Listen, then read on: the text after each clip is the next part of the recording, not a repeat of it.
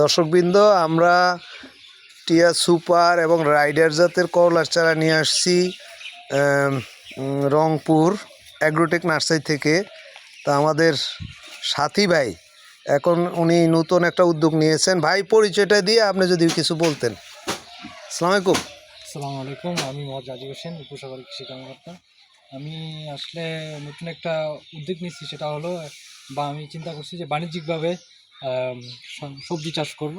আমার চিন্তা ভাবনা এই জন্যই যে আমি নিজে চাষ করব, আমার পাশাপাশি আমার যে এলাকার লোকজন যাতে আমার দেখা দেখি আমি কীভাবে কী প্রযুক্তি ব্যবহার করি এই যদি সামনে তারা যে ধারণা পায় এবং তারাও যাতে ভবিষ্যতে এই চাষটা। ইনশাল্লাহ অনেক ভালো উদ্যোগ। আপনি আস্তে আস্তে কাজ করেন, আমরা পর্যায়ক্রমে আরও সুন্দর করে ভিডিও করব ইনশাল্লাহ। আর আমাদের আরেকজন কৃষক, উনি আমাদেরকে হেল্প করছেন, ওনার ড্রাইভ করে আমাদের এটা নিয়ে আসছেন।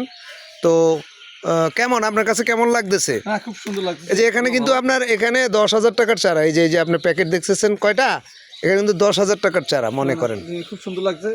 এটা আলাদা আলাদা, পরেরগুলো আলাদা। হ্যাঁ, ও না, ওই যে কোমর দিছে, হ্যাঁ কোমরটা আলাদা। হ্যাঁ, এখানে আমরা দেখছি ব্যাংকক কি ওয়ান বোধ হয় না, কোমরের জাত। হ্যাঁ, এই এই এই আমাদের 100 কোমরও আমরা নিয়ে আসছি।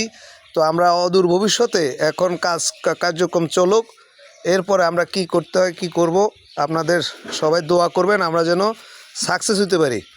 আর আমি মুকুল চন্দ্র দে, উপসহকারী কৃষি অফিসার। আমার একটা ফার্ম আছে, নার্সারি। আমি এখান থেকে সারা ভোলাতে চারাটা সাপ্লাই দিচ্ছি। 3 ফলের নার্সারি আমার নার্সারির নাম।